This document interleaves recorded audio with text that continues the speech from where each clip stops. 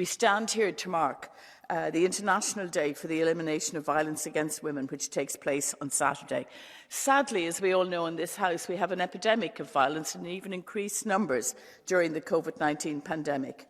And I have to ask the question, is there another crime which is so widespread and which is so relatively ignored? If the same numbers who are victims of violence against women were victims of terrorism or gangland crime, I think we would have a much more robust response. There is legislative progress, and we know that. We've seen it in this House with Istanbul. Hard won. And now we have the opportunity to conclude a robust directive right across Europe, and the first, surprisingly, of its kind to tackle violence against women and domestic violence.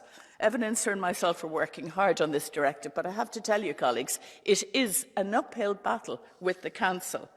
And I have to wonder, why on earth are the Member States not rushing towards this goal, refusing really to be honest and say that without robust relationship and sexuality education, we will never overcome this phenomenon.